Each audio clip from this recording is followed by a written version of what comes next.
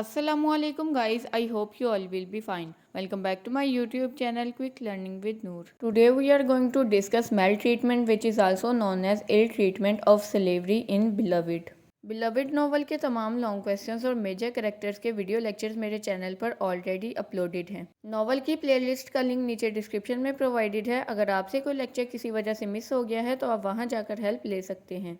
अगर आप मेरे चैनल पर न्यू हैं तो इंग्लिश लैंग्वेज, ग्रामर, लिटरेचर और लिंग्विस्टिक्स से रिलेटेड हेल्पफुल वीडियोस के लिए इस चैनल को सब्सक्राइब कर दें और साथ बेल आइकन को भी प्रेस कर दें ताकि आपको मेरी हर नई वीडियो का नोटिफिकेशन टाइम से मिलता रहे और आप उससे हेल्प ले सकें। सबसे अच्छी बात यह है कि वीडियो लेक्चर्स के साथ हर टॉपिक के नोट्स भी आपके साथ शेयर किए गए हैं ताकि आपका टाइम भी सेव हो जाए और आपके साथ रेलिवेंट मटेरियल भी शेयर कर दिया जाए। First of all we will define that what is slavery. Slavery is a condition in which one person is owned by another. Slavery उस कंडीशन को कहते हैं जिसमें एक शख्स दूसरे शख्स की जिंदगी पर कब्जा कर लेता है। स्लेवरी की मोस्ट कॉमन एग्जाम्पल आप डेली लाइफ से ऐसे ले सकते हैं कि बायर वो शख्स है जो किसी चीज़ को खरीदता है और सेलर वो शख्स है जो किसी चीज़ को बेचता है, मगर इस डील में जिस चीज़ को खरीदा या बेचा जाता है उसकी कोई वैल्यू नहीं होती। Similarly white American black African की ट्रेडिंग करते थे। एक वाइट अमेरिकन एक ब्लैक अफ्रीकन को सेल करता था जबकि दूसरा वाइट अमेरिकन उसको परचेज कर लेता था। ब्लैक पीपल को ह्यूमन बीइंग भी कंसिडर नहीं किया जाता था और वाइट अमेरिकन उनको इधर से उधर चीज़ों की तरह फेंकते रहते थे। बिलविड नॉवल में ब्लैक स्लेव्स को एनिमल्स की तरह ट्रीट किया जाता था, जिसकी best example sweet Home plantation है। मिस्टर गार्नर की डेथ के बाद मिसेस गार्नर की हेल्प के लिए स्वीट होम प्लांटेशन में स्कूल टीचर आकर रहना शुरू कर देता है। स्कूल टीचर मिसेस गार्नर का ब्रदर इन लॉ होता है और वो स्वीट होम प्लांटेशन की सारी जिम्मेदारी अपने सर पे ले लेता है। अब हम नॉवल के डिफरेंट कैरेक्टर्स को डिस्कस करेंगे जिन्होंने अपनी सारी लाइफ स्लेवरी में गुजारी थी। The first one is the character of Seth, जो कि इस नॉवल की मेन प्रोटैगनिस्ट भी हैं। जैसा कि हम ऑलरेडी अपने प्रीवियस वीडियो लेक्चर में ये डिस्कस कर चुके हैं कि सैद ने अपनी बेटी को इस वजह से मारा था ताकि वो उसे स्लेवरी की लाइफ से बचा सके। She says about slavery any life but not that one. She wants to say that वो कोई भी लाइफ एक्सेप्ट कर सकती है मगर स्लेवरी की लाइफ उसके लिए अनबियरेबल है। She also tells Polly that the school teachers nephews have abducted her. According to said slavery वाली लाइफ में इंडिविजुअल की फ्री विल खत्म हो जाती है। उसे अपने मास्टर का हर ऑर्डर मानना पड़ता है और उसकी खुद की कोई भी मर्जी नहीं चल पाती। She says to Paul D after I left you those boys came in there and they took my milk. It shows that slavery की लाइफ में सेक्सुअल एक्सप्लॉयटेशन भी सफ़र करनी पड़ती है। Next is the character of Paul D. जब हमने अपने previous video lecture में पॉल्डी के करेक्टर को डिटेल से डिस्कस किया था वहाँ पर हमने ये भी रीड किया था कि ब्रेंडी वाइन पॉल्डी का मास्टर था। वो पॉल्डी को मिस्टर और मिसेस गार्नर के यहाँ सेल कर देता है जहाँ पर स्कूल टीचर उसके साथ ब्रूटल बिहेवियर रखता है। वो स्लेव्स को एनिमल्स के साथ कंपेयर करता है और स्कूल मास्टर कहता है what would his own horse do if you beat it beyond the point of education. इस लाइन में स्कूल टीचर ब्लैक स्लेव्स को हॉर्स डिक्लेयर कर देता है। The next one is the character of Halle. Halle अपनी mother Baby Suggs को free करवा देता है जब वो 5 साल तक ओवरवर्क करता है। उसने अपने वाइट ओनर्स के साथ यह डील की हुई थी कि वो दूसरी प्लांटेशंस पर जाकर भी काम करेगा मगर उसकी मदर को स्लेवरी से फ्री कर दिया जाए और फाइनली वो अपनी इस अटेम्प्ट में कामयाब हो जाता है और बेबी सग्स को फ्री कर दिया जाता है। इस तरह इस इंसिडेंट में वो एक रिस्पॉन्सिबल सन का रोल प्ले करता है। Next we are going to discuss the life of Baby Suggs as a slave. Baby Suggs को कलर्स का बहुत ज़्यादा क्रेज़ था और वो सेड से भी बार बार डिमांड करती थी कि कभी वो उसके लिए पर्पल कलर लेकर आए और कभी ब्लू, मगर वो वाइट कलर को बहुत ज़्यादा डिसलाइक करती थी क्योंकि वाइट कलर रिप्रेजेंटेशन था वाइट ऑनर्स का। She says about the white people there was no bad luck in the world but white people. मगर बिलविड को वाइट कलर बहुत ज़्यादा पसंद था, इसी वजह से सैद ने अपने घर की स्टेयर्स यानी कि सीढ़ियों पर वाइट कलर का पेंट करवाया हुआ था। बेबी सग्स अपनी स्लेवरी वाली लाइफ को इन वर्ड्स के थ्रू एक्सप्रेस करती हैं। Those white things have taken all I had or dreamed and broke my heart strings too. She tried to say that the white peoples have taken everything from her life. वो कहती है कि उसके पास जो कुछ भी था वो वाइट ओनर्स ने उससे छीन लिया और जिस चीज़ के वो ख्वाब देखती थी वो ख्वाब भी उन्होंने तोड़ दिए। एक स्लेव की यही डिज़ायर होती है कि उसे फ्रीडम दे दी जाए, मगर बेबी सग्स को तब फ्री किया जाता है जब वो बहुत ज़्यादा ओल्ड हो जाती हैं। इंडिपेंडेंट लाइफ उनके लिए एक ख्वाब बनकर रह जाती है। Next we are going to discuss the life of Sixo as a slave. Sixo is the representation of all slaves in Sweet Home plantation. Sweet Home plantation में स्लेव्स के साथ कैसा सलूक किया जाता था, ये सब कुछ सिक्सो के करेक्टर के थ्रू दिखाया जाता है। He also likes a girl who lives 30 miles away from him. That's why she was also titled as 30 miles woman. Novel में पॉल डी सेथ को बताता है कि सिक्सो को उसके वाइट ऑनर्स किल कर देते हैं just because he argued with them and show ill mannered behaviour. The condition of slaves is portrayed as they squatted in muddy water, slept above it, peed in it. इस line में ये बताया जा रहा है कि ब्लैक स्लेव्स को containers या बॉक्सेस में बंद कर दिया जाता था। जब भी स्लेव्स को कहीं पर ट्रांसपोर्ट करना होता था, उनके हाथों और पाँव में भी जंजीरें बांध दी जाती थी ताकि वो भागने की कोशिश ना कर सकें। और इनकेस अगर रास्ते में कहीं बारिश हो जाती थी तो उनके बॉक्सेस भी पानी से भर जाते थे और ये ब्लैक स्लेव्स की मजबूरी होती थी कि उन्हें कीचड़ वाले पानी में बैठना पड़ता था। वो उस बॉक्स में सोते भी थे और वहीं पर यूरिनेट भी करते थे।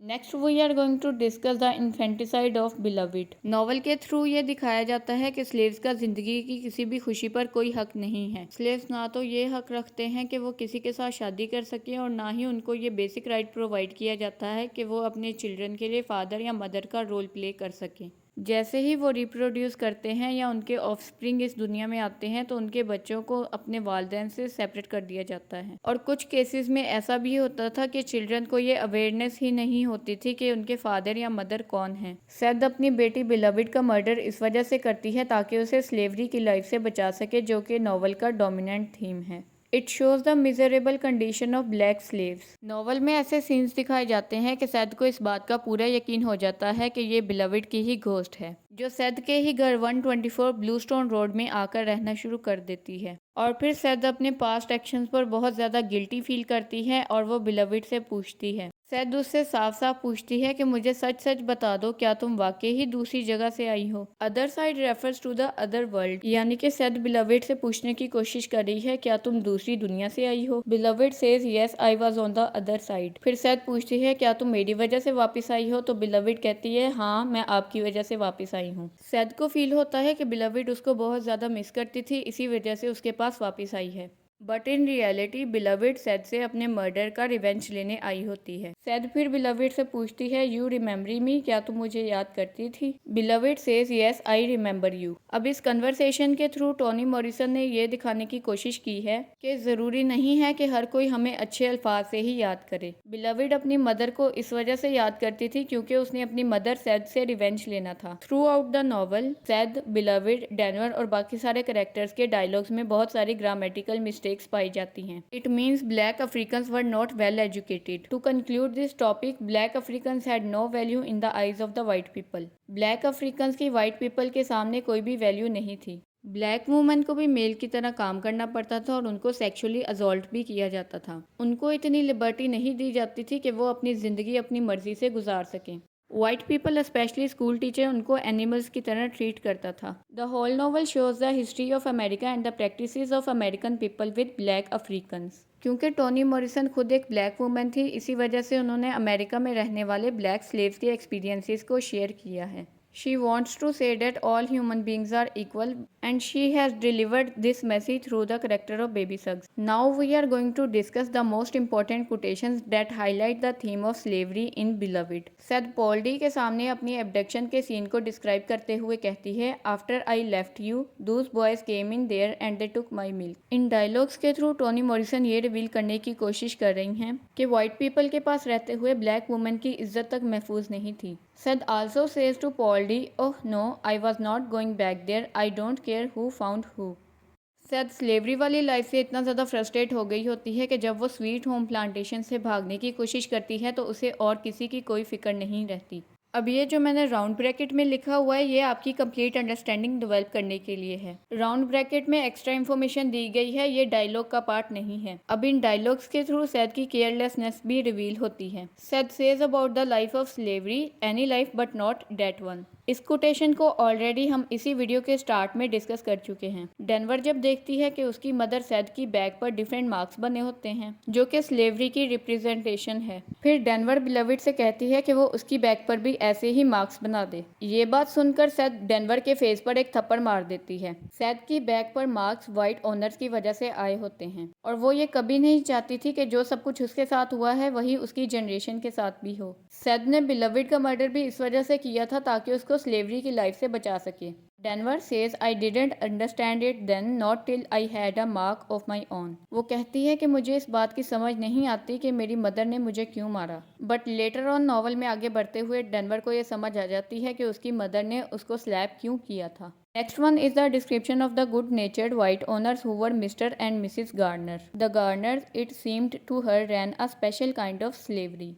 सैद के करेक्टर के थ्रू टोनी मॉरिसन ये बताती हैं कि गार्नर्स बाकी स्लेव ऑनर्स से बहुत डिफरेंट थे, treating them like paid labour. Mister और मिसेस गार्नर स्लेव्स को पेड लेबर की तरह ट्रीट करते थे। वो उनके साथ किसी भी किस्म का क्रूअल बिहेवियर नहीं रखते थे। Listening to what they said, teaching what they wanted known. Novel में दिखाया जाता है कि सैद मिसेस गार्नर के साथ बात करती थी और मिसेस गार्नर उसकी हर एक बात सुनती भी थी। सैद और हॉल की शादी के टाइम मिसेस गार्नर सैद को इयररिंग्स का गिफ्ट देती हैं। अगर स्लेव्स मिस्टर और मिसेस गार्नर से कुछ पूछ लेते थे तो वो उनको टीच भी करते थे। So that's all for today. If you have any query or question then you can ask in the comment section. So I hope आज का लेक्चर आपके लिए बहुत ज़्यादा इन्फॉर्मेटिव रहा होगा। अगर वीडियो पसंद आई है तो वीडियो को लाइक कर दें और दोस्तों के साथ शेयर भी कर दें। अगर आप चैनल पर न्यू हैं तो चैनल को सब्सक्राइब कर दें और साथ बेल आइकन को भी प्रेस कर दें ताकि आपको मेरी हर नई वीडियो का नोटिफिकेशन टाइम से मिलता रहे। इंशाल्लाह we will meet in the next lecture. Till then अल्लाह हाफिज़।